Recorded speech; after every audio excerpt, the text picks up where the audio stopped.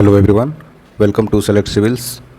ये BPSC previous year questions का एक सीरीज़ होगा जिसमें हम प्रीवियस ईयर में जो भी क्वेश्चंस पूछे गए हैं उसको ब्रीफली और जहाँ पे ज़रूरत पड़ेगा एक्सप्लेनेशन के साथ हम देखेंगे। ये इसलिए भी ज़रूरी है कि किसी भी एग्ज़ाम का, जैसे मैं बार बार कहता हूँ फिर रिपीट कर रहा हूँ, कि प्रीवियस ईयर क्वेश्चन से आपको रूबरू जितना ज़्यादा होंगे, आप जितना यूज्ड टू होंगे, उतना ज़्यादा आप एग्ज़ाम के पैटर्न को समझ पाएंगे। और आपके और किसी भी इंस्टीट्यूशन के या ऑर्गेनाइजेशन या कमीशन के बीच में जो एक लिंकेज होता है, बॉन्डेज होता है, वो आपको प्रीवियस ईयर क्वेश्चंस बताते हैं कि वो किस स्टैंडर्ड के क्वेश्चंस पूछ रहे हैं या पूछने वाले हैं। तो ये 69 बीपीएससी जो लास्ट ईयर कंडक्ट हुआ था, यानी 2023 में, उसका एक क्वेश्चन पेपर है। आपको पता होगा 150 क्वेश्चंस पूछे जाते हैं, 1 मार्क्स ईच, और 1/4 इसका निगेटिव मार्किंग भी होता है। और अगेन 17th बीपीएससी अभी अराउंड द कॉर्नर है, और मे बी सितंबर 30 जैसा कि बोला जा रहा है एग्ज़ाम कंडक्ट कर लिया जाएगा। मे बी रिजर्वेशन के कुछ इश्यूज़ चल रहे हैं वहाँ पे, उसकी वजह से कुछ उसमें चेंजेस हो सकते हैं। नॉनदलेस जब हो थोड़ा मोड़ा आगे पीछे, you will have to be prepared. और उसी सीरीज़ के लिए, किसी भी एग्ज़ाम के लिए जो प्रीवियस ईयर क्वेश्चंस हमारा सबसे इम्पॉर्टेंट होता है रिसोर्स, तो उसी सीरीज़ को हम शुरू करते हैं। और ये 69 बीपीएससी का प्रीवियस ईयर क्वेश्चन पेपर है। ये अगेन इंग्लिश मीडियम में है, और क्योंकि हिंदी मीडियम में रिसोर्सेज वैसे भी भरे पड़े हैं, तो इंग्लिश मीडियम वालों के लिए खास करके स्टेट पीसीएस में एक क्राइसिस होती है अच्छे रिसोर्सेज की, तो उसी सीरीज़ को हम शुरू करते हैं। ऑलराइट, तो ये क्वेश्चंस है जहाँ पे ज़रूरत पड़ेगी हम एक शॉर्ट एक्सप्लेनेशन देंगे उसकी, और फिर हम प्रोसीड करेंगे। ठीक है, तो चलिए शुरू करते हैं। अच्छा, एक चीज़ और कि ये जो आपको प्रीवियस ईयर क्वेश्चंस का सेट है, या अलग अलग एग्ज़ाम्स हुए हैं साल दर साल, वो आप bpsc.select SELECT selectcivils.com इसमें जाके आप रिसोर्सेज को देख सकते हैं। वहाँ पर आपको previous year question papers, analysis, mains practice questions, mains model answers और इस तरह के बहुत सारे रिसोर्सेज मिलेंगे, और हम कंटिन्यू उस पर काम कर रहे हैं और टाइम के साथ उसको हम अपडेट करते रहेंगे।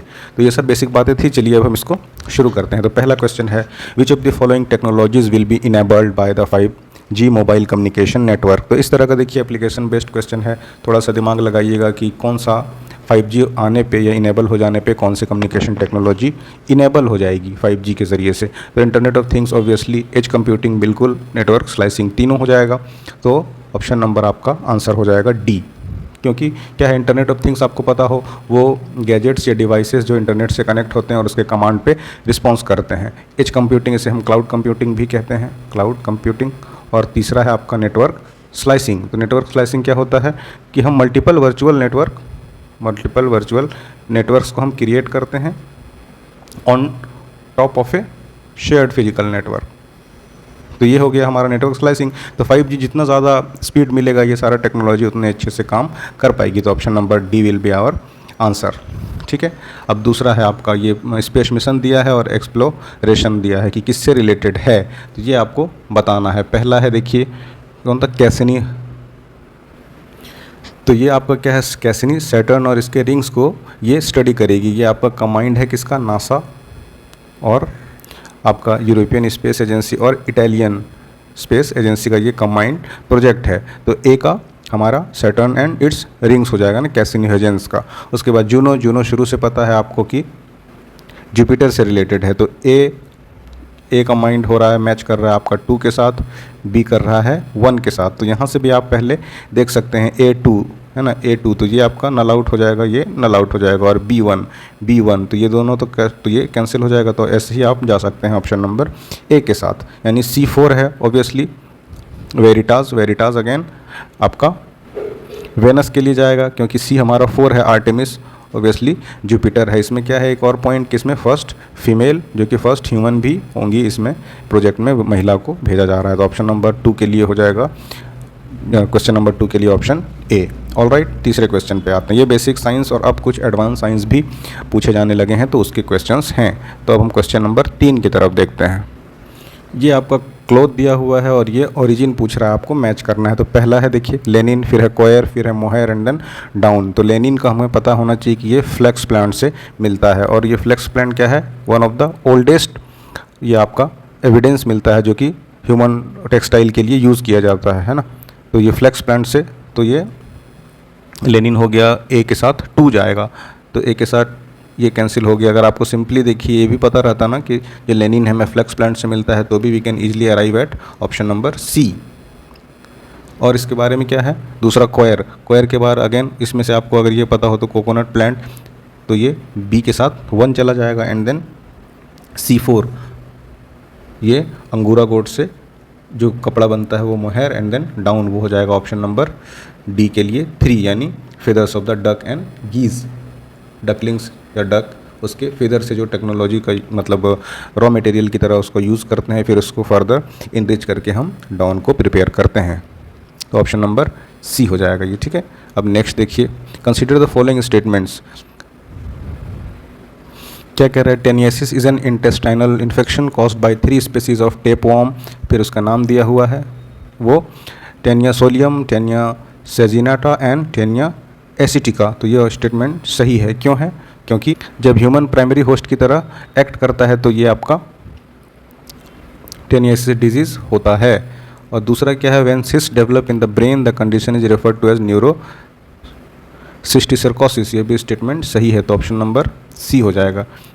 जब प्राइमरी होस्ट अगर ह्यूमन होता है तो उसमें डेवलप होता है टेनियासिस, और अगर सेकेंडरी होस्ट होता है तो आपका ये एनसीसी डेवलप करता है। तो option number C will be the right answer. तो 4 क्वेश्चन का ऑप्शन नंबर सी हो जाएगा, ठीक है। अब आपको पूछ रहा है 5th में, which of the following are computer languages. तो पाइथन, कोबरा ये तो आपको पता होगा, जावा तो पता है ही है। तो 1 to 4 देखिए, 1 to 4 ऐसे भी नहीं है आपका, तो एक ही ऑप्शन बचता है कि आप कन्फ्यूजन के बावजूद भी मोस्ट ऑफ द लोगों को ये 3 चीज़ें पता है कि cobra, Python and Java R programming languages, लेकिन यहाँ ऐसा कॉम्बिनेशन बन भी नहीं रहा है, तो आप कंफर्टेबली डी मार्क कर सकते हैं। तो ये याद रख लीजिएगा कि स्क्वायरल भी एक प्रोग्रामिंग लैंग्वेज है, ठीक है। Option number D. All right, आपका छठा है, what is the full form of GPT in chat GPT recently seen in the news. तो ये काफ़ी कॉमन हो चुका है और काफ़ी फेमस है चैट जीपीटी। तो GPT in chat GPT stand for generative pre trend transformer, option number D. तो 6 का हमारे पास डी हो गया, ठीक है। आगे बढ़ते हैं, चलिए क्वेश्चन नंबर अब 7 देखते हैं। Which of the following are not the taste of tongue. पूछ रहा है कि नॉट कौन सा जुबान से हम एक्सपीरियंस नहीं कर सकते। तो स्वीट, बिटर, सॉल्टी, स्पाइसी, ये सब आपको पूछ रहा है। तो ऑप्शन में देखिए आपको एक पंजेंट मिल रहा है। तो सबसे पहले तो ये आपको समझना चाहिए कि pungent is related with smell. Pungent आपका स्मेल को बताता है, this is related to smell. जैसे एग्जांपल के लिए क्या है, मस्टर्ड का ऑयल है, मस्टर्ड ऑयल कहते हैं ना कच्ची घानी, जैसे इसका क्या है पहचान सरसों के तेल का कि जितना ज़्यादा पंजेंट उसकी स्मेल होगी वो उतना बेहतर माना जाता है एक तरीके से।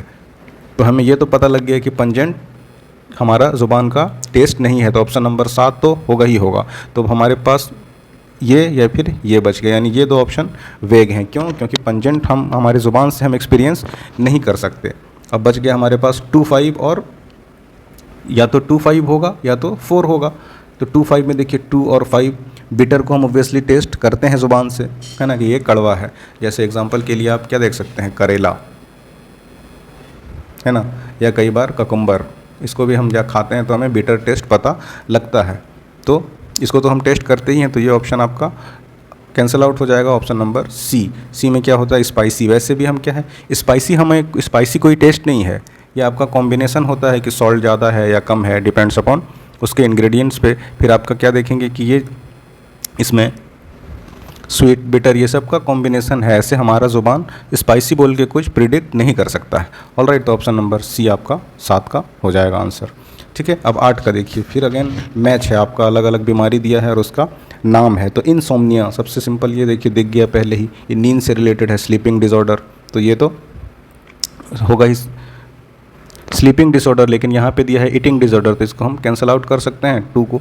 तो ये कैंसिल हो गया और ये तो वैसे ही कैंसिल हो जाएगा क्योंकि ऑल दे दिया है, 2 ही हमारा मैच नहीं हो रहा। तो एक ही आपको पता होना चाहिए कि इनसोम्निया बिल्कुल कॉमन यूज़ है, हम हर आए दिन मजाक में भी कहते रहते हैं ना, रात में लोग जाग रहे होते हैं कि इनसोम्नियाक हो चुके हैं वो।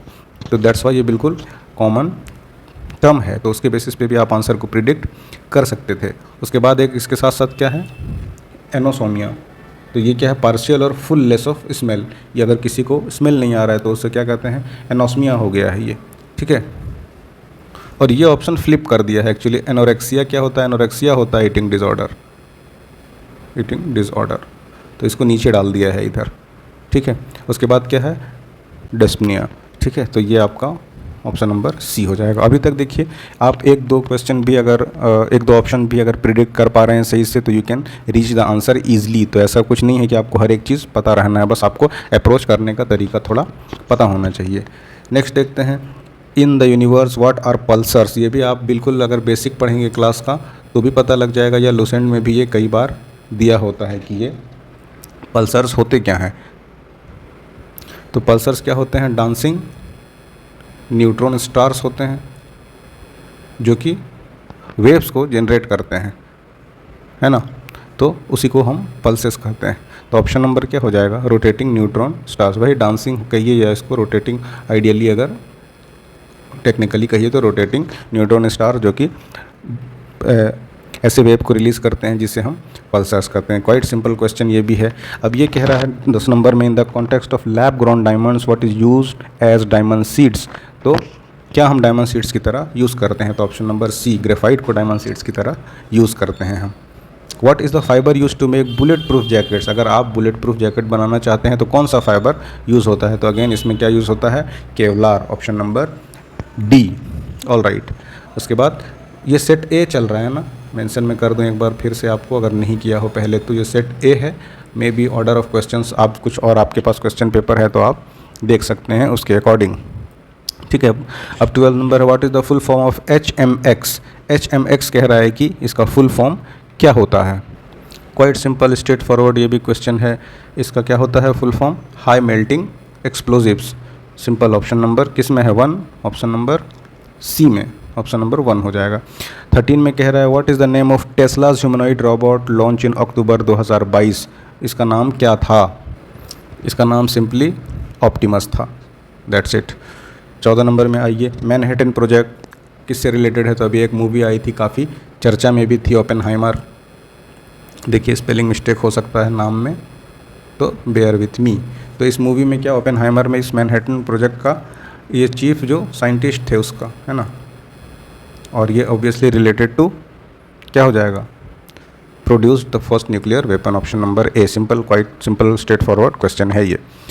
अब ये 15 नंबर है, the image found by the concave mirror. Concave mirror में एक इमेज, कॉन्केव यानी अवतल, अवतल लेंस, है ना।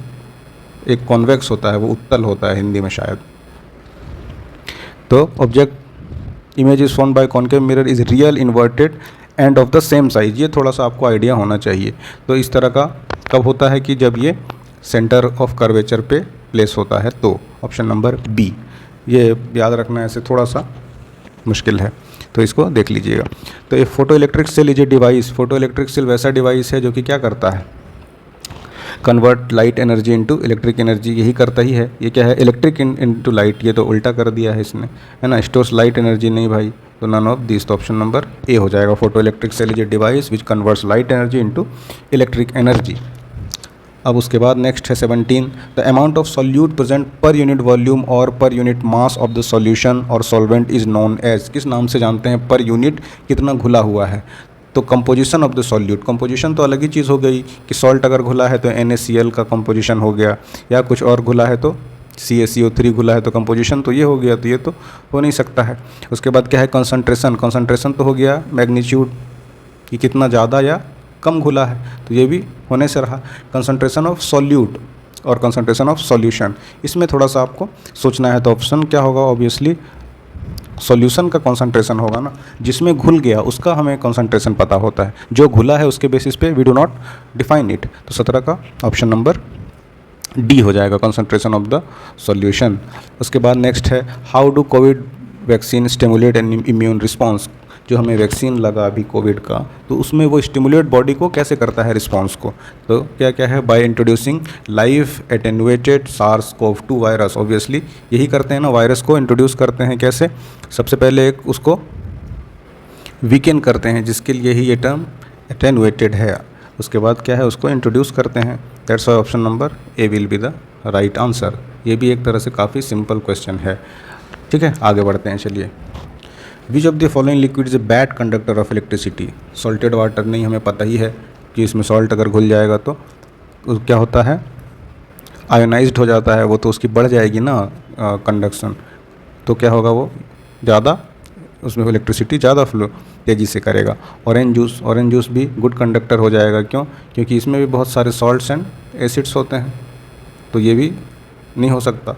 लेमन जूस के भी साथ वही मामला है, तो ऑप्शन नंबर डी होना चाहिए, है ना, और ऑफिशियल आंसर भी डी ही है। So option number D will be the right answer. ठीक है, नेक्स्ट देखते हैं। DNA double helix structure was developed by, ये पूरा फैक्चुअल है, आपको इधर यू नो इट और यू डोंट, तो ये डिस्कवर किया है जेम्स वाटसन और फ्रैंकिस क्रिक ने, ऑप्शन नंबर ए। चलिए नेक्स्ट है, two object of different masses falling freely near the surface of the moon would, क्या होगा अगर एक साथ फॉल करे तो? हैव डिफरेंट एक्सेलरेशंस, डिफरेंट एक्सेलरेशन नहीं भाई, क्यों होगा डिफरेंट एक्सेलरेशन?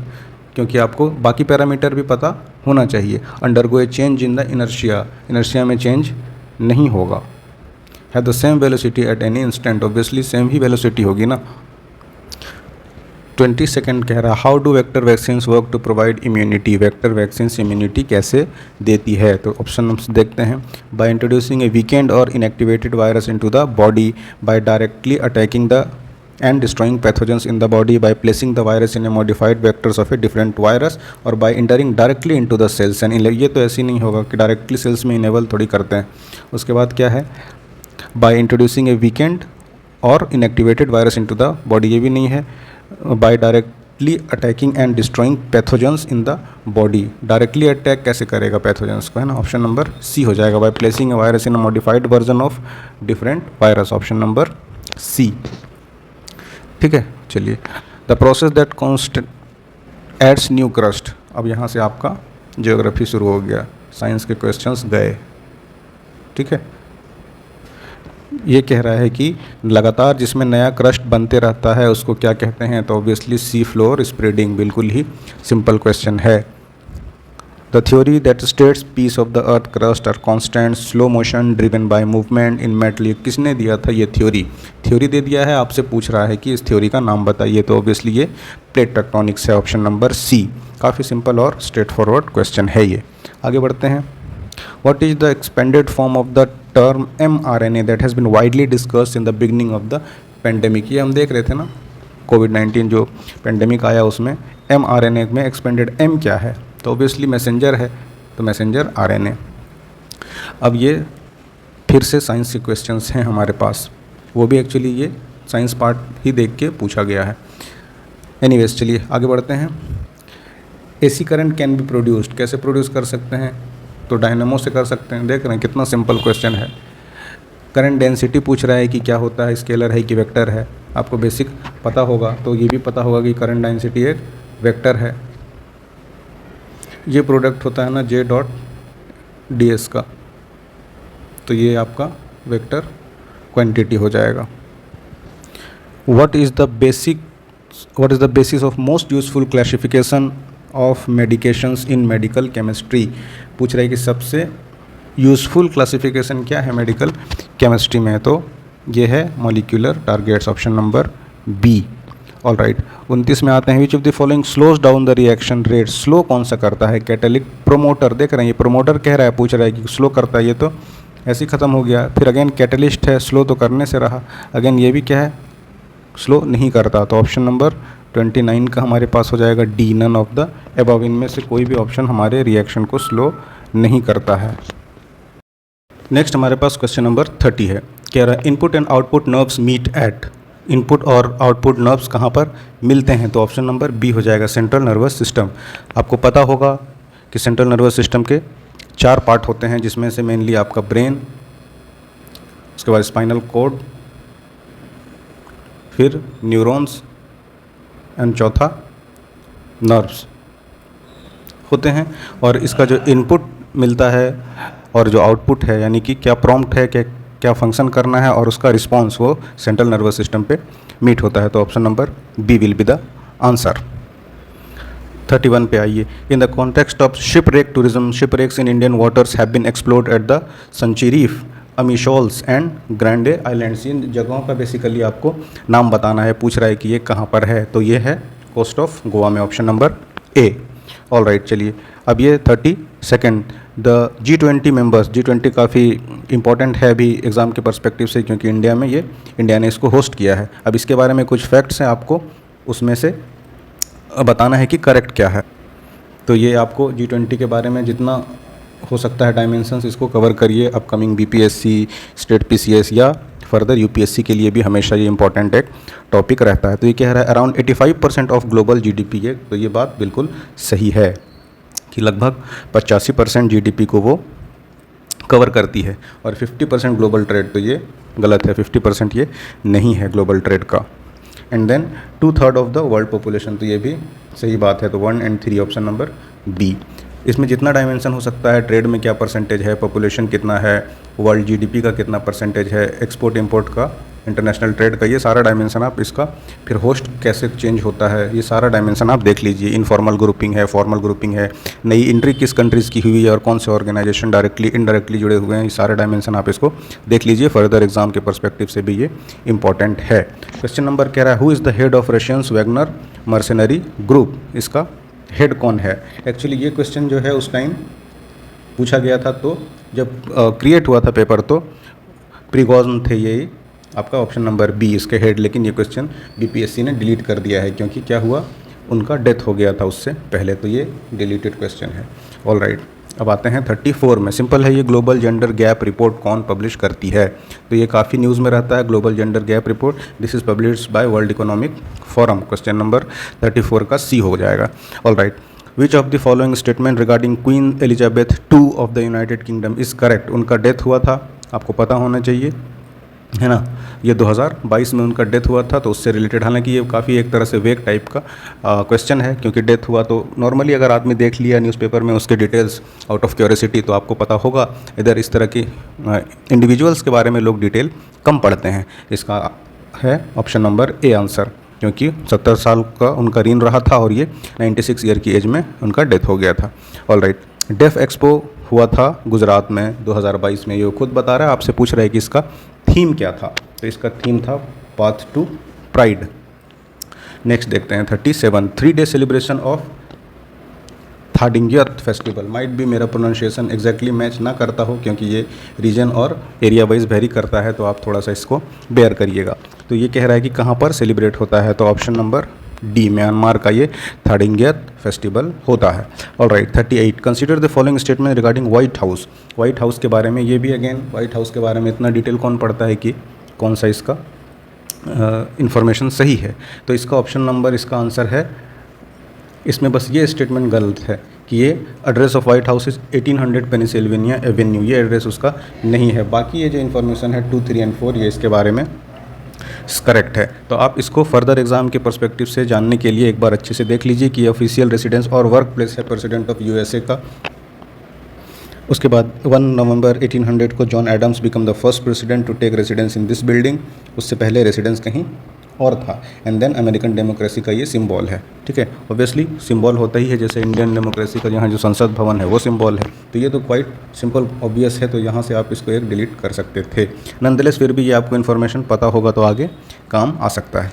चलिए, नेट मीटरिंग। नेट मीटरिंग देखिए UPSC का भी प्रीवियस ईयर क्वेश्चन में पूछा जा चुका है कि किससे, सिंपल आपसे पूछ रहा है किसके कॉन्टेक्स्ट में ये है। तो ये काफ़ी एक सिंपल स्ट्रेट फॉरवर्ड क्वेश्चन बन जाता है। आंसर होगा ऑप्शन नंबर सी में क्या है, billing mechanism for solar energy by consumers for the electricity they add to their grid, है ना। ऑल राइट, चलिए 40 नंबर में है। आपको ये बिल्कुल ही थोड़ा वेग टाइप का क्वेश्चन कह सकते हैं, इसमें तुक्का मारना भी बहुत आपको रिस्की हो सकता है कि किस कलर को किससे कंबाइन करेंगे तो कौन सा, ग्रीन और ब्लू कह रहा है कि मिलके हमको मैजेंटा देता है। तो आप इमेजिनेशन से इसको नहीं कर सकते, ये बच्चों वाला सवाल है और सिर्फ बच्चों वाला, क्योंकि बच्चे ही इसको सॉल्व कर पाएंगे। फिर कह रहा है रेड और ब्लू को मिक्स करेंगे तो टील मिलेगा, ब्लू ग्रीन और वाइट को करेंगे तो मुआव मिलेगा, एंड देन सियान मिलेगा हमें ब्लू रेड एंड वाइट को मिक्स करने से। तो इसका आंसर जान लीजिए कि ए करेक्ट है ना। और इससे ये पता लग रहा है कि रेड और ब्लू, ए के साथ 2 है ना, यानी रेड और ब्लू को हम कंबाइन करेंगे तो मैजेंटा मिलेगा। बी का 3 है, यानी कि आप ब्लू ग्रीन एंड वाइट को मिक्स करेंगे तो टील मिलेगा, और फर्दर इस तरह के कॉम्बिनेशन है। तो ये वैसे तैयारी वाले या कोई भी एस्पिरेंट ऐसे नहीं कर सकते, तो इसको आप छोड़ सकते थे एग्ज़ाम में। सिंपल दिख रहा है पर ये क्वेश्चन थोड़ा है वेग सा। ऑल राइट, चलिए अब कह रहा है what is the name of the deep sea submersible and submersible that imploded, burst हो गया था ना during an underwater voyage. काफ़ी न्यूज़ में भी था ये, क्यों, क्योंकि काफ़ी खर्च करके एक इंटरनेट पे मीम्स भी आपने देखा होगा कि डेथ जब आपको ढूंढती है तो आप $1 बिलियन खर्च करके भी वहाँ तक पहुँच जाते हैं। तो ये इसका टाइटन है ना। 4 या 6 लोग थे जो कि बस्ट हुआ था उस सी प्रेशर की वजह से, तो वो काफ़ी चर्चा में था। ऑल राइट, 42 का आप देखिए, फुटवेयर कह रहा है कि एक्सेसरी है, फुटवेयर या फैशन एक्सेसरी जो इसको किस नाम से जानते हैं, तो ब्रॉग है, शिग्नॉन है, एविएटर्स है, स्टिलॉट्स हैं एंड बेरेट है। ये भी हिंदी में अगर देखेंगे तो आप में भी जिस क्वेश्चन में कन्फ्यूज़न हो तो आप एक नज़र डाल सकते हैं कि हो सकता है कुछ आइडिया आपको मिल जाए। इसमें एक काफ़ी फेमस होता है यहाँ पर देखिए, एविएटर। सबसे पहले तो दिमाग लगाइए कि हम जो चर्चा में देखते रहते हैं एविएटर सनग्लासेस देखते हैं ना हम, तो ये टाइप ऑफ सनग्लासेस देखिए, तो सी जाएगा 2 के साथ, तो यहाँ से हम एक आइडिया लगा सकते हैं। तो C1 है यहाँ और ये C3 है। अब हम बच गए B और C के साथ। तो फर्दर देखिए, अगर बेरेट आपको पता हो कि एक तरह का ये हैट होता है, वैसे इतना कॉमन है नहीं आम बोलचाल की भाषा में, तो A के साथ 3, तो ऑप्शन नंबर B हो जाएगा ये। और एकदम बिल्कुल आइडिया ही ना लग रहा हो तो आपको 50-50 इसके साथ जाना पड़ेगा, तो इधर यू चूज़ B और C डिपेंडिंग अपॉन आपका कंसेंस क्या कहता है। तो ऑप्शन नंबर B, यानी कि एविएटर सनग्लास हो गया, उसके बाद हमारे पास बेरेट हो गया, आपका टाइप ऑफ हैट हो गया, उसके बाद C के लिए 2 है ही, एविएटर सनग्लास हमें पता है, शिग्नॉन हो गया, एक हेयर स्टाइल है, ठीक है। And then brogue is what, a type of men's footwear. चलिए, तो ये नेक्स्ट क्वेश्चन की तरफ देखते हैं। Where did the former president of USA give his interview recently. अब ये भी अगर न्यूज़पेपर पढ़ते हैं तो आप देख सकते हैं या समझ सकते हैं। तो इसमें एक आंसर है इसका एथेंस। फॉर्मर यानी कि ओबामा के बारे में इशारा है ये। एथेंस में उन्होंने एक स्पीच दिया था, लेकिन ये कौन याद रखता है, वो भी फॉर्मर प्रेसिडेंट है ना। तो ये आपको फैक्चुअली करेक्ट करना होगा, अगर आप जानते हैं तो जानते हैं, अदरवाइज आगे बढ़ते हैं।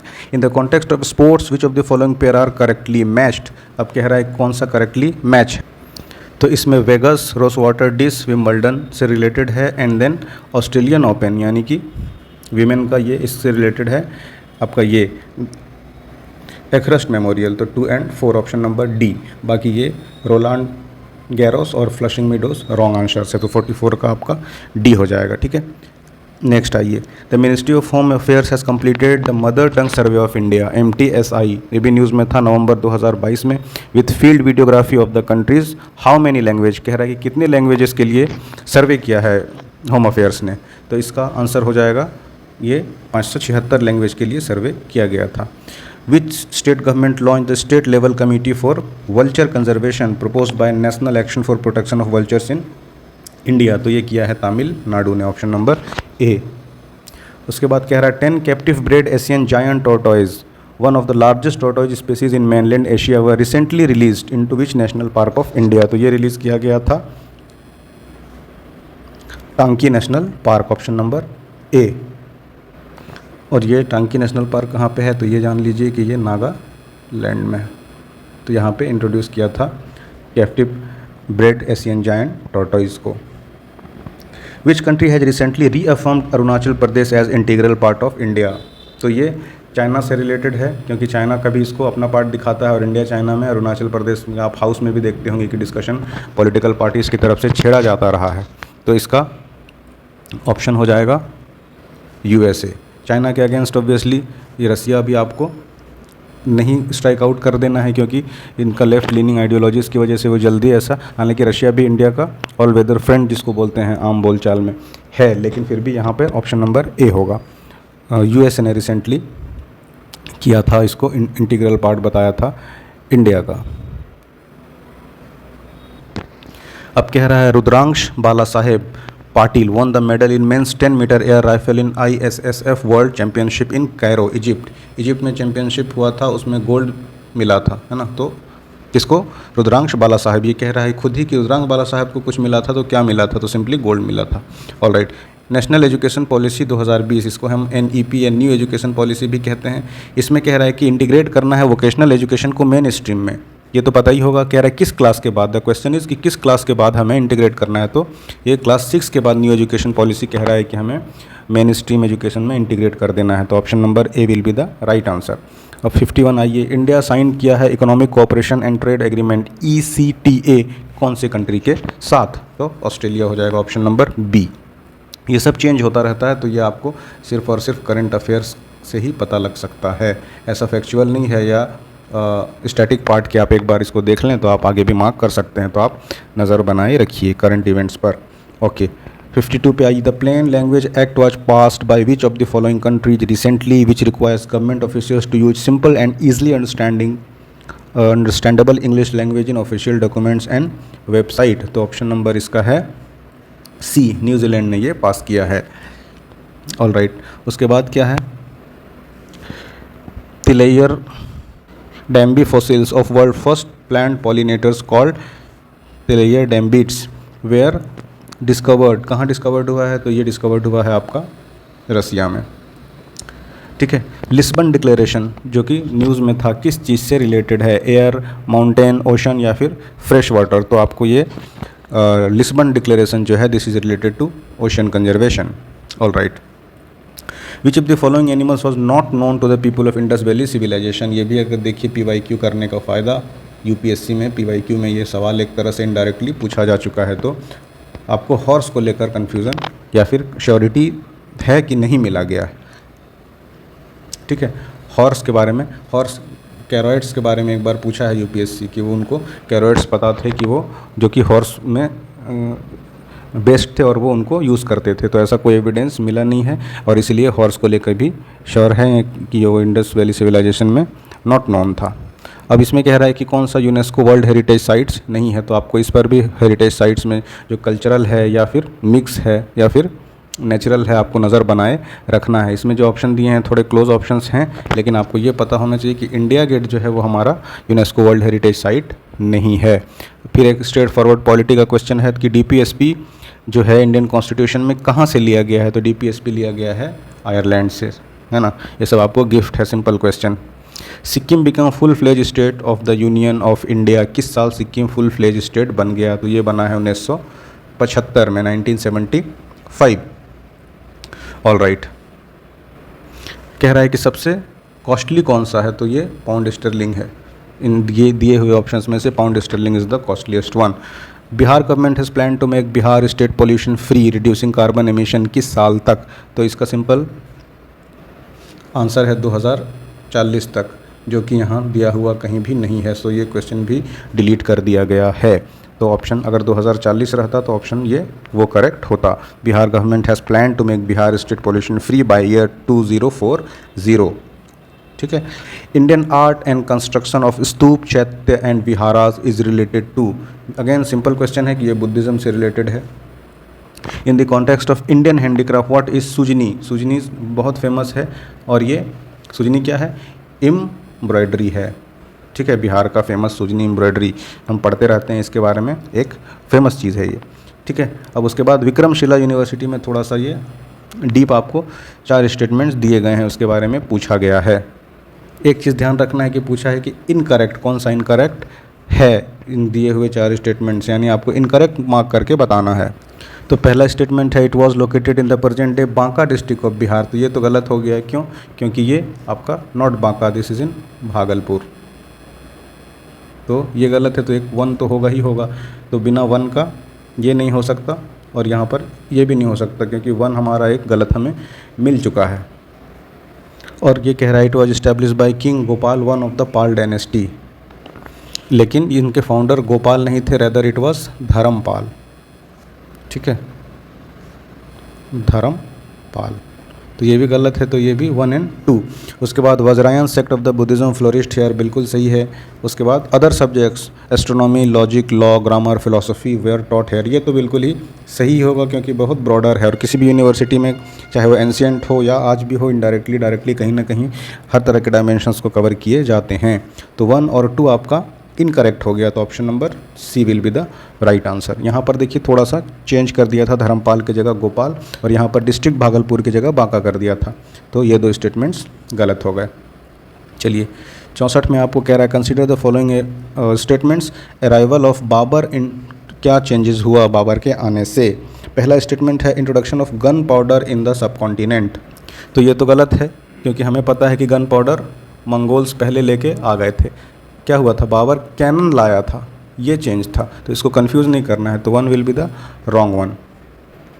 दूसरा कह रहा है कि arch and dome in the region architecture introduce किया। नहीं भाई, दिल्ली सल्तनत में ही हम देखते हैं कि ये इंट्रोड्यूस हो चुका था, और लोधी डायनेस्टी में खास करके क्या था, आर्क एंड डोम कंस्ट्रक्शन बहुत ज़्यादा था, तो ये भी इनका इंट्रोडक्शन नहीं था। तो 1 है तो ये गलत हो गया, 1 2 है तो ये गलत हो गया।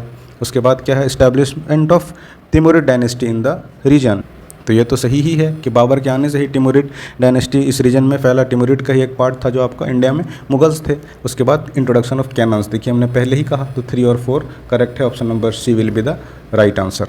चलिए 65 पे आते हैं। Which among the following ports was called Babul Mecca, gate of Mecca during the Mughal period, तो ये कहा जाता था आपका बी, सूरत को। क्यों? क्योंकि यहाँ से डिपार्चर होता था, जो पिलग्रिमेज होते हैं ना, जो धर्म यात्री होते हैं वो यहाँ से जाते थे मक्का, तो इसीलिए इसको गेट कहा जाता था, यानी gate of Mecca, Babul Mecca, option number B.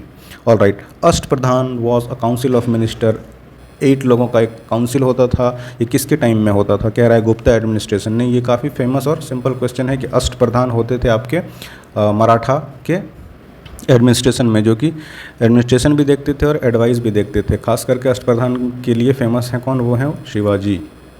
तो this will be the Marathas administration, option number C. All right. उसके बाद है painting of Bodhisattva Padmapani is located at, ये भी काफ़ी सिंपल क्वेश्चन है, ये है अजंता में लोकेटेड है ये। Consider the following statement, Fahien was a Chinese pilgrimage who visited India during reign of Harsha, तो ये गलत है। ये किसके टाइम में आया था? तो ये चंद्रगुप्त सेकंड के टाइम में फाहियान आया था। And then Hiuen Tsang was a Chinese Buddhist monk, यहाँ तक ठीक है। हु विजिटेड इंडिया, यहाँ भी ठीक है। ड्यूरिंग द रीन ऑफ, यहाँ पे कर दिया है चंद्रगुप्त, ये आया था हर्षा के टाइम में, तो यहाँ पर भी फ्लिप कर दिया गया है। तो ऑप्शन नंबर दोनों इनकरेक्ट हो गए, तो D will be the right answer. क्यों? क्योंकि फाहियान थे चंद्रगुप्त के टाइम में, हर्षा दे दिया एंड वाइस वर्सा। ठीक है, चलिए उसके बाद आपको मैच करना है Charak, Brahmagupta and Varahamihira and then Vishakha Datta, ये किस चीज़ से रिलेटेड थे? चरक एंड सुश्रुत 300-500 BC के आसपास थे, ये तो काफ़ी फेमस है। This was related to medicine, तो ए के साथ तो 2 जाएगा। सबसे पहले तो आप ये देख लीजिए, यहाँ पर ए के साथ 1 है, ए के साथ 3 है, ए के साथ 1 है, तो एक ही एलिमिनेशन से आपको ये आंसर पे आप अराइव कर सकते हैं। उसके बाद भी अगर आप देखेंगे तो ब्रह्मगुप्त 0 जिनको डिस्कवर करने का क्रेडिट मिलता है, तो ही वॉज ए मैथमेटिशियन, तो बी का 1 हो जाएगा ऑब्वियसली। यहाँ से भी आप एलिमिनेट कर सकते थे, बी का 2 है, बी का 2 है एंड देन बी का 4 है ना। और उसके बाद क्या है, व्राहमित्र, वो भी एस्ट्रोलॉजी से रिलेटेड हैं, तो ये भी सिंपल स्ट्रेट फॉरवर्ड क्वेश्चन है, ऑप्शन नंबर ए आंसर हो जाएगा। चलिए 70 पे आते हैं। Who among the following introduce Persian festival Nowruz in India, Nowruz जो कि पारसियों का एक त्यौहार है, उनका न्यू ईयर होता है। ये पूछ रहा है कि किसने इंट्रोड्यूस किया था, तो this was introduced by Balban, जो कि दिल्ली सल्तनत के किंग थे, है ना, जिसको गुलाम वंश भी कहा जाता है, उसी से आते थे ये। And he introduced Nowruz in India. Nathpanthi siddhis and yogis made devotional religion popular in, किधर किया था भाई? तो ये नॉर्थ इंडिया में किया था इन लोगों ने। ठीक है, उसके बाद है consider the following statement regarding Wood's despatch, Magna Carta भी कहते हैं इंडियन एजुकेशन का इसको, Magna Carta of Indian education, इसके बारे में आपको अच्छे से पता होना चाहिए। पहला स्टेटमेंट क्या? It recommended English as the medium of instruction for higher studies, बिल्कुल सही बात है। हायर, उसमें कहा था कि प्राइमरी या फिर सेकेंडरी तक रीजनल लैंग्वेज में रहे एंड देन हायर एजुकेशंस आपका रहे इसमें इंग्लिश में। And then it laid stress on female educational and vocational training, obviously ये भी वुड्स डिस्पैच का पार्ट था रिकमेंडेशंस का। तो 1 and 2 option number C will be the right answer. The Maithili language was started to develop during the reign of which of the following, तो कब शुरू हुआ, किसके रीन के दौरान? तो option number C, Karnat dynasty के टाइम में मैथिली का इवोल्यूशन होना, डेवलपमेंट होना शुरू हो गया था। Which city served as the capital of ancient kingdom of Magadha during the early Vedic period, तो इनका कैपिटल था, ऑब्वियसली आपको पता होगा कि ये राजगृह था। ऑल राइट, नेक्स्ट आते हैं। Which of the following statement about the vernacular press act is correct, आपको वर्नाकुलर प्रेस एक्ट के बारे में स्टेटमेंट दिए हैं, बताना है कि कौन सा सही है। पहला है it was enacted by Lord Lytton, सही बात है बिल्कुल। It came to known as gagging act, बिल्कुल, गैग कर देना ना, पाबंदी लगाना। अभी हम सुनते हैं कि गैग, मीडिया गैग हो चुकी है ना। उसके बाद act was replaced by Lord Ripon, ये भी सही बात है। तो दोनों स्टेटमेंट सही है, ऑप्शन नंबर डी के साथ जाएंगे, D will be the correct answer. Which of the following statement regarding Lord Mayo's resolution of 1870 are correct, Mayo के कौन से रिजोल्यूशंस के बारे में बताना है कि ये करेक्ट है चारों में से। तो ये पहला है, it was first step that bifurcated central and provincial finances, बिल्कुल सही बात है। Provincial governments were empowered to administer certain services, ये भी सही है। It attempted to rectify existing impartiality, हाँ। And then it focused on actual needs of the provinces, obviously ये भी सही है। तो 1 2 3 4 इंक्लूसिव हो जाएगा ऑप्शन नंबर डी। चारों स्टेटमेंट सही है मायो रिजोल्यूशंस के बारे में। Nitisara, an earlier book of politics was written by, Nitisara was written by Kamandaka, option number B. उसके बाद क्या है, Futuhate Alamgiri was written by, Futuhate Alamgiri को किसने लिखा था, तो ईश्वर दास नागर ने लिखा था, Futuhate Alamgiri. All right. According to Chinese source, Meghvarman, the ruler of Sri Lanka, sent a missionary to which of the following Gupta kings for permission to build a Buddhist temple to Gaya? तो इसका answer हो जाएगा आपका समुद्रगुप्त, समुद्रगुप्त के पास भेजा गया था। When was Bihar first separated from Bengal presidency under British rule in India? तो इसका सिंपल है 1912 में। चलिए आगे बढ़ते हैं। इस बार आपको अगेन इनकरेक्ट बताना है, ये ध्यान रखिएगा। Which of the following statements are incorrect? तो lake Victoria is the third largest fresh water lake in the world by surface area, ये गलत है। क्यों? क्योंकि ये थर्ड नहीं है, सेकंड लार्जेस्ट है। तो जब भी आपको स्टेटमेंट्स वाले मिले ना, तो जो फैक्ट्स एंड फिगर्स हैं, डायरेक्शन अगर हैं, फैक्ट्स हैं, फिगर्स हैं, तो इस पर ध्यान रखिएगा। थोड़ा ना कहीं या तो फ्लिप कर देगा या डेटा चेंज कर देगा। तो ये आपका पहला स्टेटमेंट गलत है। It is one of the great lakes, obviously देखिए ये तो सही होना ही है। बहुत सारे लेक हैं अफ्रीका में, जब वर्ल्ड का ही सेकंड है तो ग्रेटेस्ट ऑब्वियसली होगा ही अफ्रीका के लिए या वर्ल्ड पर्सपेक्टिव से भी। तो one of the great lakes of Africa, तो वह सही हो गया। तो 2 अगर करेक्ट है तो ये नहीं हो सकता, एंड देन ये नहीं हो सकता। It is bordered by 4 countries, Tanzania, Uganda, Rwanda and Kenya. तो ये स्टेटमेंट भी आपका गलत है, क्योंकि ये रवांडा से बॉर्डर इसका नहीं लगता। And then the only outflow from lake Victoria is Nile river which exist the lake near Jinja, Uganda, ये भी करेक्ट है। तो ये नहीं होगा। So 1 and 3 we will go with option number D. ये जो 2 हैं कि रवांडा इसका बॉर्डर लगता है, ये इसको गलत बनाता है। और तीसरा फ्रेश वाटर लेक नहीं है, second largest fresh water lake है। ठीक है, अगेन चलते हैं, आगे बढ़ते हैं। Following statements regarding heat waves के बारे में अब आपको बताना है कि कौन सा करेक्ट है। Heat wave is considered if the maximum temperature of station reaches at least 30 degree और मोर फॉर प्लेन्स। प्लेन के लिए कह रहा है 30 डिग्री हीट वेव। 30 डिग्री तो भाई काफ़ी कंफर्टेबल हो गया ना प्लेन्स में। आप अगर पटना से या दिल्ली से या यूपी से हैं या इंडिया का प्लेन्स में कहीं भी अगर आप हैं, तो आपको पता होगा कि आजकल 42 इवन 45 डिग्री कॉमन टेम्परेचर है। तो ये प्लेन्स के लिए गलत बात है। ठीक है, और दूसरा क्या है, हीट वेव इज कंसिडर्ड कब, इस बार कह रहा है हिली के लिए 40। तो यहाँ से भी आप एक कॉमन सेंस लगा सकते हैं कि हिल, पहाड़ों पे लोग टेम्परेचर कम होता है ना, इसीलिए वहाँ ऑब्वियसली टेम्परेचर कम ही बढ़ेगा तो हीट वेव डिक्लेयर कर दिया जाएगा। तो एक्चुअली यहाँ पर भी फ्लिप है, पहाड़ों में ये होता है आपका हिली रीजन्स में 30 डिग्री और प्लेन्स पे होता है 40 डिग्री। अगेन ये दोनों को फ्लिप कर दिया गया है, तो इस वजह से ये आपका neither A nor be. Data सही है लेकिन इस बार फ्लिप कर दिया गया, ऑप्शन नंबर डी कोई सा भी करेक्ट नहीं है। क्यों नहीं है वो हमने डिस्कस कर लिया। अब ये कह रहा है कि एक्सप्लोरर्स का नाम दिया है और उनका बर्थ प्लेस दिया है कि कौन कहाँ पैदा हुए थे। तो Christopher Columbus was born in Italy. उसके बाद Jacques Cartier was born in France. उसके बाद Francis Drake was born in UK। and then we have Ferdinand Magellan was born in Portugal।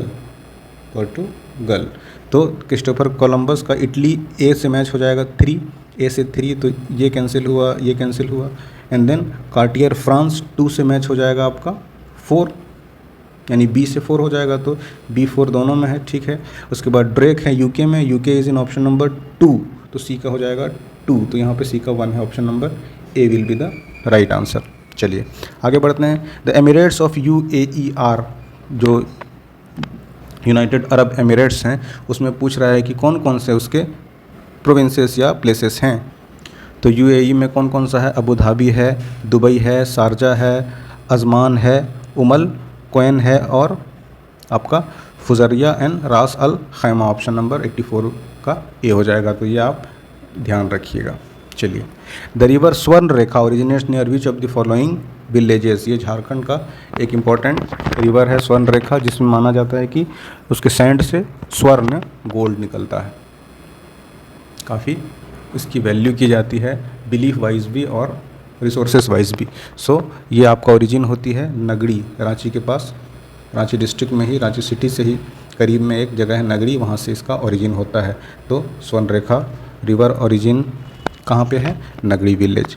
ठीक है, आगे बढ़ते हैं। Which of the following national parks are in Bihar? Again simple straight forward सब। तो पहला है Valmiki national park, obviously Bihar में है ये। And then Dudhwa national park not in Bihar, this is in Uttar Pradesh. And then Gajner wild life sanctuary, ये आपको पता होना चाहिए कि this is in Rajasthan. So ये भी गलत है। And then Bhimbandh wild life sanctuary, Bhimbandh wild life sanctuary ये है बिहार में। तो we have option number 1 and 4, option A will be the correct answer.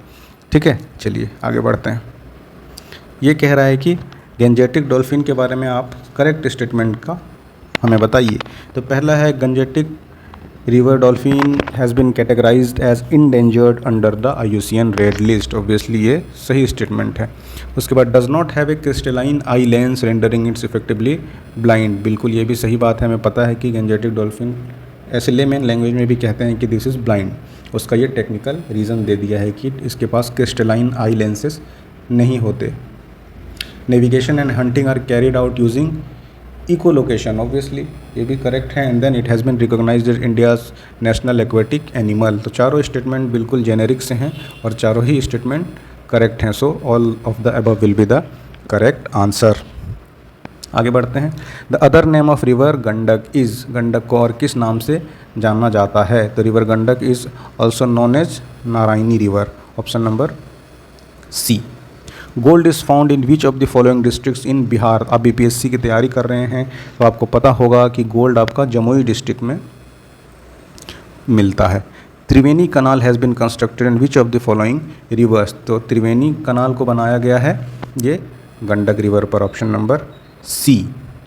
उसके बाद एशर्सन है और उसका रीज़न है, एक चीज़ हो रहा है और ये क्यों हो रहा है ये आपको बताना है। पहला कह रहा है कि rich placer deposits of gold are found on Ghana coast and gold bearing veins are found in Brazil. ये आप अगर NCERT फिजिकल ज्योग्राफी पढ़े होंगे तो आपको पता होगा कि ये स्टेटमेंट सही है। तो ऑप्शन ए तो करेक्ट है ही, तो यहाँ से इसको आप एलिमिनेट कर सकते हैं। At some point of time this continents were joint together along the Atlantic coast, ये भी सही है और ये इसका रीज़न भी है। तो option number A will be the correct answer. All right, next आते हैं 92nd पे। Bihar geographic structure consist of rock systems, match the rock systems with their description. इधर दिया है रॉक सिस्टम और इस तरफ दी हुई है उसकी डिस्क्रिप्शन, आपको मैच करके बताना है। तो पहला कह रहा है Dharwar rock system created by rapid deposits action of alluvium by Himalayan and peninsular rivers. ये किसके लिए है? Created by rapid deposits of alluvium by Himalayan and peninsular rivers. तो this is for quaternary rock system के लिए ये होगा, ना कि धारवाड़ रॉक सिस्टम के लिए। अब ये कह रहा है can be found in the west Champaran district. तो वेस्ट चंपारण डिस्ट्रिक्ट में हमें क्या मिलता है? टर्शियरी रॉक सिस्टम मिलता है, डी के लिए ये जाएगा। ठीक है, and then part of the oldest Archaean rock system, oldest Archaean rock system का पार्ट कौन सा है? तो ये है आपका धारवाड़ रॉक सिस्टम, है ना। This will go with option number A. And then जो बच गया आपका वो कौन सा है? वो है विंध्यन रॉक सिस्टम का कैरेक्टरिस्टिक कि सैंडस्टोन, लाइमस्टोन, डोलोमाइट, ये सब इसका कंस्ट्रक्शन में मिलता है। So option number A will be the correct answer. चलिए आगे बढ़ते हैं। Which of the following is the world's richest region from a marine biodiversity perspective comprising 21 island with estuaries, beaches, forest of the near shore environment, sea grasses, coral reef, salt marshes and mangroves. इतना सारा आपको दे दिया है characteristics, आपको बताना है कि ये किसको रिप्रेजेंट कर रहा है या डिनोट कर रहा है, तो option will be A, gulf of Mannar biosphere reserve का ये सारा प्रॉपर्टीज़ हैं। All right, what is the local time of Thimphu Bhutan located at 90 degree east longitude when the time of Greenwich is 12 बज रहा हो नून। तो ये आप सॉल्व करिएगा, ये आपको हम छोड़ देते हैं क्योंकि आपको पता होना चाहिए कि अगर ग्रीनविच का टाइम है तो ईस्ट जाने से या फिर वेस्ट जाने से कैसे टाइम चेंज होता है, और इस तरह का नंबर फ्लिप करके ना चेंज करके आपको फिर से क्वेश्चन पूछा जा सकता है। 95 पे आते हैं। Which of the following statement is correct, आपको करेक्ट बताना है। Natural gas is found in Dharwar rock formation, mica is found in Koderma, Cuddapah series is famous for diamonds, petroleum reserves are found in Aravalli hills. तो ये आपको सिंपल क्वेश्चन है। कोडरमा को क्या कहते हैं? माइका कैपिटल ऑफ इंडिया भी कहते हैं। झारखंड का एक डिस्ट्रिक्ट है कोडरमा, है ना, नॉर्थ छोटा नागपुर कमिश्नरी में, तो ये उसके लिए फेमस है। Option number B will be the right answer. How many latitudes are there on the globe, ये भी मैं आपके लिए छोड़ता हूँ, ये आप एक बार सॉल्व करिएगा। The average height of Kosi plain from mean sea level, Kosi जो प्लेन है उसका हाइट कितना है आपको ये बताना है, तो इसका हाइट है ऑप्शन नंबर सी हो जाएगा 30 metre around. On which plateau the tropic of cancer and Indian standard time IST interact करता है या इंटरसेक्ट करता है, तो आपको ये पता हो कि tropic of cancer 23.5 degree and then आपका इंडियन IST टाइम 82.5 डिग्री, तो ये कहाँ पर मिलता है? तो ये मिल जाता है आपका बघेलखंड में, option number B. Which district of Uttarakhand is not situated along Tibet boundary, तो ये है अल्मोड़ा। अल्मोड़ा डिस्ट्रिक्ट आपका उत्तराखंड, ये तिब्बत की बाउंड्री से मैच नहीं करता। Where does the El Nino current flow, simple question है, स्ट्रेट फॉरवर्ड क्वेश्चन है। एल नीनो करंट कहाँ पे फ्लो करता है, तो option number Pacific Ocean A में हो जाएगा। Consider the following statement about collegium system, simple polity आ गई फिर से, लक्ष्मीकांत सफिशिएंट आपके लिए। चलिए देखते हैं सवाल क्या है। The Supreme court collegium is 5 member body, सही बात है, which is headed by CJI and comprises 4 other senior most जजेस of the court at that time, सही स्टेटमेंट है ये। Parliament by law has evolve the collegium system, नहीं, collegium system तो first जज केस सेकंड जज केस ऐसे evolve हुआ है, so this is wrong statement, 2 आपका गलत हो गया। ठीक है।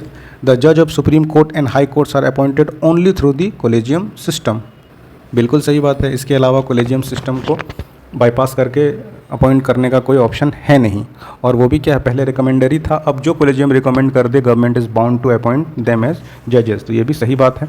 And then collegium system was introduced in the year 1993, नहीं, ये स्टेटमेंट रॉन्ग है। So 1 and 3 will be the correct answer, option number D. ठीक है, आगे बढ़ते हैं। इस बार अगेन आपको इनकरेक्ट पूछा है, किसके बारे में? Following statements 42nd amendment to the constitution of India. पहला स्टेटमेंट कह रहा है it added 3 words in the preamble, क्या क्या SSI हम याद ही रखते हैं ना, सोशलिस्ट, सेकुलर एंड इंटीग्रिटी, तो ये तो ऑप्शन सही हो गया, तो ये होगा नहीं। इट एडेड 8 फंडामेंटल ड्यूटीज़, नहीं, 8 नहीं, इन्होंने इस अमेंडमेंट ने 10 किया था, तो ये नहीं होगा। सो 2 आपके आंसर में होना चाहिए। तो अगर आप ऑप्शन भी देखेंगे तो 1 है तो ये एलिमिनेट हो जाएगा, ये एलिमिनेट हो जाएगा, और 3 तो दोनों में कॉमन है ही है ना, तो ये तो ऑब्वियसली ऑप्शन स्टेटमेंट 3 गलत है, और 2 हम देख लिए कि गलत है। So 2 and 3 option number C will be the right answer. ऐसे भी आप डराइव कर सकते हैं। एक बार ऑप्शन भी देख लीजिए, is added new DP SP article 39A, तो ये तो गलत ही है। And then it granted power to the president in consultation with election commission to disqualify members of the state legislature, हाँ ये भी था अमेंडमेंट, तो ऑप्शन नंबर डी भी नहीं होगा। सो अल्टीमेटली जैसे भी करिए हमें सी ही मिलता है। ठीक है, आगे बढ़ते हैं। Which of the following correct पूछा again. The specifications required for a community to be declared as schedule tribe, कैसे ST में किस बेसिस पे हम डिक्लेयर करते हैं, तो उसमें क्या है, इसका शेड्यूल ट्राइब्स में क्या होना चाहिए, कैरेक्टरिस्टिक्स या specification, indication of primitive traits होना ही चाहिए, एंड देन डिस्टिंक्टिव कल्चर, बिल्कुल, shyness of contact with community at large, है ना, ये भी होता है, and then backwardness and geographical isolation, तो चारों ही हमारा सिंपल और एक ब्रॉडर पर्सपेक्टिव बता रहा है कि ये 4 कैरेक्टरिस्टिक होते हैं, तो option number D will be the right answer. ठीक है, आगे बढ़ते हैं हम क्वेश्चन नंबर 104 की तरफ। From which country the Indian constitution has taken reference for the idea of fundamental rights. Fundamental rights कहाँ से लिए हैं? United States of Americas. And fundamental duties आपको पूछ देगा तो USSR, जो कि अब क्या है? रशिया है। यहाँ से हमने फंडामेंटल ड्यूटीज़ लिए हैं। तो कम सिंपल स्ट्रेट फॉरवर्ड सवाल है। ऑल राइट, चलिए आगे बढ़ते हैं। Untouchability is एबोलिश्ड by the article. कौन से आर्टिकल से हमने एबोलिश किया है अनटचेबिलिटी को? तो ये ऑब्वियसली 70 एबोलिश के ही बारे में लिखा है ना आर्टिकल की अनटचेबिलिटी। ये क्या है? फंडामेंटल राइट है। आर्टिकल 17 की इसके अगेंस्ट हम बोल सकते हैं। The authority to determine the number of जजेस in a high court rests किसके पास है भाई? तो सिंपल है, ये आपको आर्टिकल 216 बताता है कि ये प्रेसिडेंट के पास है। Fifth schedule deals with the governance and protection of the interest of which of the specific group of people. तो ये आपका शेड्यूल ट्राइब के राइट्स को प्रिजर्व करता है, schedule 5 and then 6। In which case या cases did the Supreme Court of India gave for the first time the doctrine of basic structure. काफ़ी famous है ना, और बिल्कुल सिंपल साधारण सा सवाल है कि केशवानंदा भारती केस में इवॉल्व होके आया concept of basic structure versus state of Kerala. All right, चलिए 109 नंबर पे आते हैं। अगेन ये पूरा ही फैक्चुअल क्वेश्चन है कि पॉलिटिकल पार्टीज़ और कब ये इस्टेब्लिश हुआ है। तो communist party, Marxist, and then communist party, then Bahujan Samaj party, and then all India tribunal Congress यानी ममता बनर्जी वाला, ये कांग्रेस से अलग हुआ था। तो एक यहाँ से आप थोड़ा सा आइडिया लगा सकते हैं कि इनमें सबसे नई पार्टी जो है वो AITC है, जिसे हम TMC भी कहते हैं, है ना, तृणमूल कांग्रेस। तो ये TMC सबसे लेटेस्ट है, तो D जाएगा 2 के साथ, 1998 में फॉर्म हुई थी। तो यहाँ से आप इन 2 को एलिमिनेट कर सकते हैं। एंड देन अगर आपको फैक्चुअली पता हो कि इसके बाद जो सबसे नई पार्टी है वह है बहुजन समाज पार्टी, मायावती वाला, ये आपका फॉर्म हुआ था 1984 में। So we will go with BSP कब फॉर्मेशन हुआ है? 84 में। So C will go with 4, तो ऑप्शन नंबर A। बाकी ये काफ़ी पुराना है आपका Communist Party of India, and then communist से एक फ्रैक्शन निकला मार्क्सिस्ट वाला, तो वो आया था 64 में, तो ऑप्शन नंबर A। ऐसे करके आप अराइव हालांकि कर सकते थे यहाँ से भी इसके आंसर को। Under the article speaker can allow any member of the house to speak in his or her mother tongue. तो ये हमें अलाउ करता है आर्टिकल 120 कि आप अपने मदर टंग में बात करें, फिर उसको ट्रांसलेटर के द्वारा सदन पे रख दिया जाएगा। नेक्स्ट आते हैं, foreign exchange reserve of RBI include which of the following. RBI के फॉरेन एक्सचेंज रिजर्व में क्या क्या होता है? फॉरेन करेंसी एसेट बिल्कुल होता है, गोल्ड ये भी होता है, स्पेशल ड्राइंग राइट्स ये भी होता है, एंड रिजर्व ट्रांच पोजीशन, है ना, ये आपका SDRN, ये सब किसका है? आपका IMF का कंपोनेंट्स हैं, है ना, फैसिलिटीज़ कह सकते हैं आप, उसको भी हम गिनते हैं RBI के फॉरेन एक्सचेंज रिजर्व में। और गोल्ड वगैरह तो है ही है FCA। फॉरेन करेंसी एसेट्स भी होते हैं, so all will be the part of RBI's foreign exchange reserve. Next आइए, consider the following statements about rule of origin. काफ़ी न्यूज़ में भी है रूल ऑफ ओरिजिन के बारे में कि प्रोडक्ट में अब क्या होता है, पैकेट में, उसके रैपर में, या ऑनलाइन अगर पोर्टल है तो उसके साइट्स में आपको लिखा रहेगा कि ये कहाँ से ओरिजिन हुआ है प्रोडक्ट। इसके बारे में स्टेटमेंट है और आपको सही बताना है। तो पहला देखिए, rule of origin are the criteria needed to determine the nation source of a product. यही तो है ही rule of origin. Rule of origin help the custom agencies to know what regulations and fees applied to given product. इसीलिए किया ही गया है। वो क्या करते थे, डंप भी कर देते थे ना, प्रोडक्ट बनाया हो उन्होंने जिस प्राइस पे अपने लागत से उसको इंडिया में डंप कर दिया, और यहाँ का जो लोकल प्रोडक्ट है इस वजह से क्या होता था, प्राइस बिल्कुल क्रैश कर जाता था। तो इसको रोकने के लिए भी रूल ऑफ ओरिजिन आया है। They are use for the purpose of trade statistics. बिल्कुल ये पता चलेगा ना इंपोर्ट एक्सपोर्ट में कि हमारा ट्रेड डेफिसिट है तो क्यों है, किस कंट्री से ज़्यादा हो जा रहा है कि इतना ट्रेड डेफिसिट है। एंड देन चौथा क्या है, their importance is derived from the fact that duties and restrictions in several cases depend upon the source of import. Obviously तो D will be the correct answer. आगे बढ़ते हैं। Consider the following statement about infant mortality rate, है ना, नवजात मृत्यु दर। It is the probability of dying between the birth and exactly 1 year of as expressed पर 10,000 लाइव बर्थ तो नहीं होता और 1000 लाइव बर्थ होता है, ठीक है। सो this will be the wrong one. तो 1 एलिमिनेट हो गया, तो आप ये और ये भी हटा सकते हैं।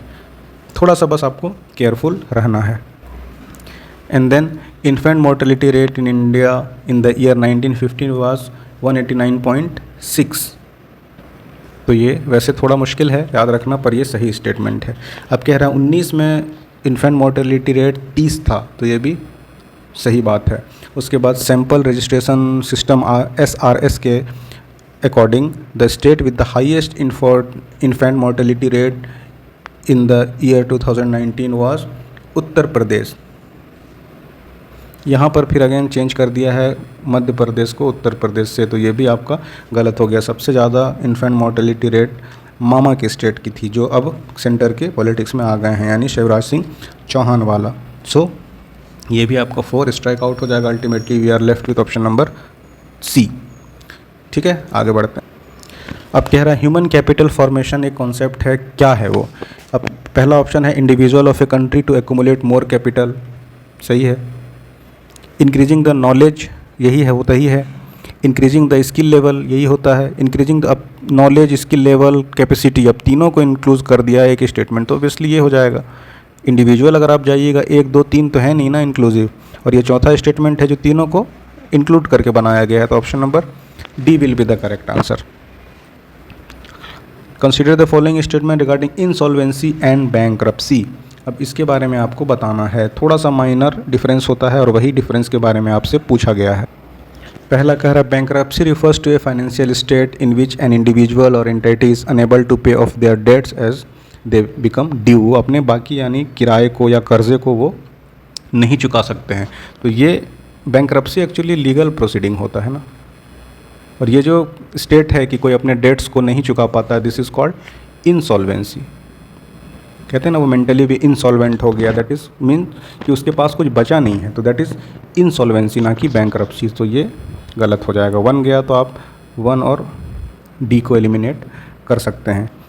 उसके बाद कह रहा है insolvency refers to a legal process. देखिए हमने पहले यही चीज़ मेंशन ही किया था कि bankruptcy is a legal process, not insolvency. So this is what, bankruptcy. Again यहाँ पर फ्लिप कर दिया गया, सो इसके जगह ये और इसके जगह पर ये, so this will again be a wrong option. तो बी भी आपका एलिमिनेट हो गया, तो we are left with 4। Insolvency and bankruptcy board of India is regulatory body responsible for overseeing, बिल्कुल सही बात है ये। और तीसरा क्या है, bankruptcy is state whereas insolvency is the conclusion.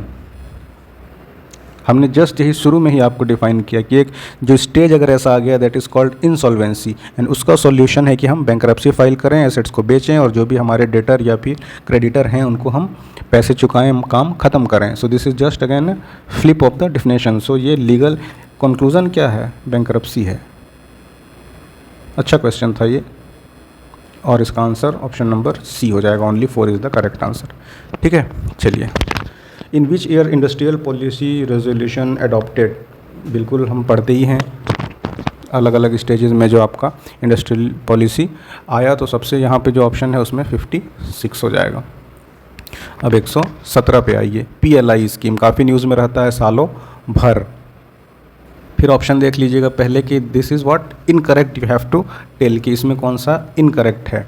तो पहला, the scheme offers a production link incentive to boost domestic manufacturing and attract large investment in mobile phone manufacturing and specified electronic components. तो ये तो है ही, इसीलिए तो PLI लेके आया ही गया है, तो ये आपका नहीं होगा। तो 1 को हम एलिमिनेट करते हैं, तो option A and C is gone. अब यहाँ पे देखिए 2 4 2 3, यानी 2 हर हाल में गलत है ही, इसको वैसे ही हमें नहीं देखना, तो ये तो वैसे ही गलत है। The scheme has 2 categories of applicants namely global companies and domestic companies, तो ये तो रॉन्ग स्टेटमेंट हो गया। अब उसके बाद क्या है, the scheme shall extend an average incentive of around 8% on net incremental sales of goods manufactured in India and covered under the target segment. चलिए आगे देखते हैं। The target segment under PLI schemes and laptops, tablets, all in one PC, servers and ultra small form factor. तो ये statement भी सही है, तो 4 भी होगा नहीं, तो B एलिमिनेट कर सकते हैं आप। Option number D will be the right answer. अब स्वामित्व स्कीम के बारे में आपको बताना है अगेन कि इनकरेक्ट यहाँ पे बताना है। स्वामित्व हम जान रहे हैं, लैंड ओनरशिप, ये भी यूपीएससी में भी पूछा गया था इस बार भी। एंड देन स्वामित्व आपका न्यूज़ में सालों भर रहता है। तो सबसे पहले कह रहा है कि सेंट्रल सेक्टर स्कीम, यहाँ तक सही है, लेकिन under ministry of mines, this is wrong. क्या है? Ministry of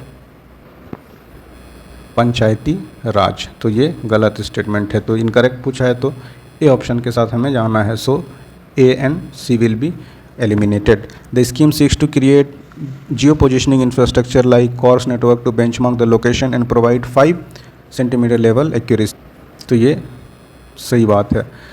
course means cross origin resource sharing. तो यहाँ पर जो CORS कोर्स है ना, इसका meaning cross origin resource sharing नहीं है। कोर्स तो है यहाँ पर, but this stand for continuously operating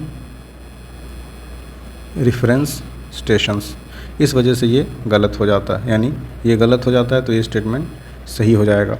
so 1 and 3 हमारे पास ऑप्शन नंबर बी है। और ये चौथा तो है ही कि आपको ऑनरशिप का क्लियर रिकॉर्ड हमें मिल सके। वैसे CORS का आप जनरल सर्च करिएगा तो cross origin resource sharing full form मिलता है बड़ा स्मार्टली, इसीलिए इसको यहाँ पर दिया गया है, बट मीनिंग यहाँ पर है चेंज। यहाँ पर कोर्स का मीनिंग है कंटिन्यूसली ऑपरेटिंग रेफरेंस स्टेशंस, इसीलिए ऑप्शन गलत हो जाता है। आगे बढ़ते हैं 119 नंबर क्वेश्चन की तरफ। पॉलिटी आ गया, कह रहा है कि which of the following is are consequence of invoking article 360। अगर हम फाइनेंशियल इमरजेंसी लगा देते हैं तो क्या होगा उससे।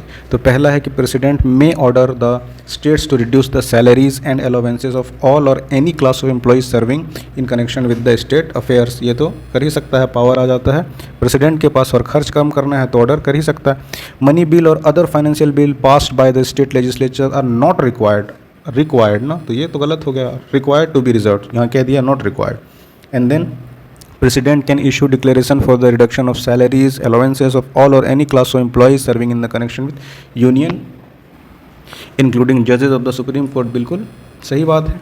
एंड देन चौथा, मनी बिल और other financial bills are to be reserve for the consideration of the president, obviously ये भी सही है। तो सिर्फ 2 नहीं होगा, यानी कि 1, 3 और 4 करेक्ट है, ऑप्शन नंबर ए। चलिए आगे बढ़ते हैं। उसके बाद आपका है which of the following factors could potentially contribute to stagflation in the Indian economy. High inflationary pressures due to increase governmental spend, ये लाएगा ही स्टैगफ्लेशन। स्टैगफ्लेशन होता क्या है? ये आपका है इन्फ्लेशन जो कि इंडिया में है, प्लस अनएम्प्लॉयमेंट जो कि है। तो हम कह सकते हैं एक तरह से स्टैगफ्लेशन से हम 2-4 हैं। तो पूछ रहा है कि कौन सा चीज़ है जो कि स्टैगफ्लेशन ला सकता है। उसके बाद क्या है? Decline in industrial production and sluggish economic growth, obviously. Decrease in aggregate demand and consumer spending, ये भी हो जाएगा। आगे अगर कीमतों में बढ़ोतरी तो डिमांड घट जाएगा ना, और खर्च कम करेंगे लोग।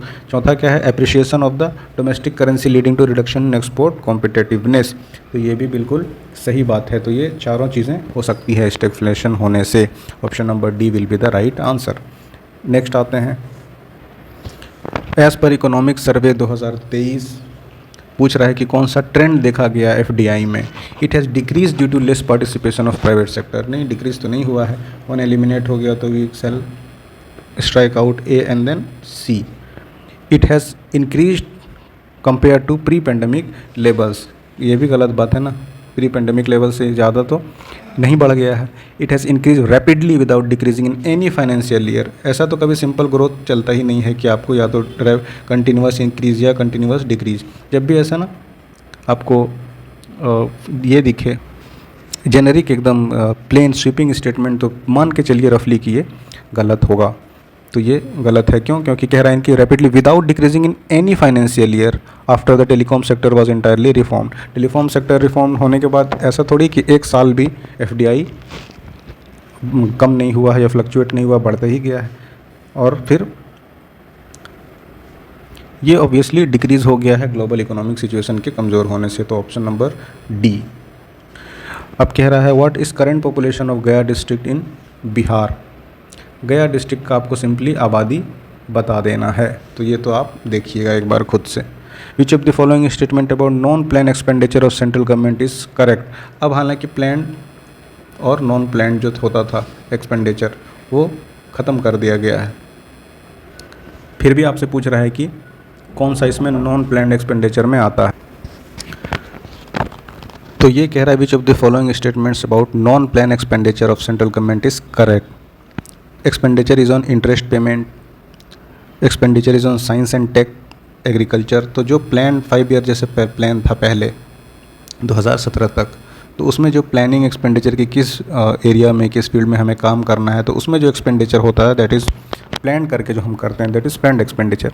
और जो यहाँ पर क्या है, इंटरेस्ट पेमेंट, ये प्लान नहीं है ना, ये तो आपके अंदर एक ऑब्लिगेशन है कि आपको ये करना है पे, तो that will be A part of non planned expenditure. Option number 123 का ए हो जाएगा।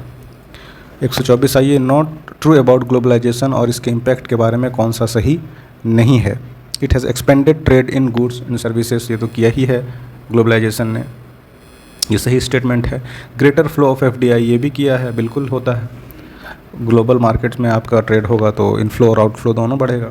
Increase in export is greater than increase in import, तो ये गलत स्टेटमेंट है, option number C will be the right answer.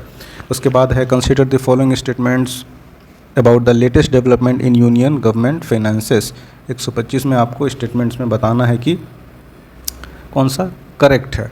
Alright, तो पहला क्या है, the fiscal deficit of the union government had reach 9.2% of GDP, तो ये तो सही है, 9.2% था ही। And then fiscal deficit has moderated to 7.7% of GDP, ये रॉन्ग स्टेटमेंट है। एंड देन ये भी रॉन्ग स्टेटमेंट है कि रेवेन्यू कलेक्शन लास्ट 2 ईयर में कम हुआ है ना, तो आप इसको एलिमिनेट कर दें तो लेफ्ट विथ ऑप्शन नंबर ए, यानी कि 1 ओनली। अब 126 में आइए, आपको 1857 काफ़ी फेमस है और इम्पॉर्टेंट रिवोल्ट है, इससे रिलेटेड क्वेश्चन भी हर साल रहते हैं। अब इसमें आपको पूछ रहा है कि फेल्योर क्यों हुआ था, विच of the following were reasons for the failure of revolt of 1857। तो मिलिट्री सुपेरियोरिटी थी ब्रिटिश की, बिल्कुल सही बात है। Rebels did not have unified program or ideology, ये तो सही है कि ये एक बार रिवोल्ट शुरू तो हो गया, लेकिन ये क्या था, एक तरह से अनऑर्गेनाइज, और इसका एक पर्पस नहीं था कि क्यों हो रहा है, पर्पसलेस था। इसको बीच बीच में हालांकि बहादुर शाह जफ़र को लीडर मान के बाद में इसको एक कोशिश किया गया डायरेक्शन देने का, but it was not fruitful और रेदर वेग, और lack of support from all sections of society, ये तो बिल्कुल है ही कि इसमें भी जो ज़मींदार वगैरह थे उन्होंने पार्टिसिपेट ही नहीं किया था।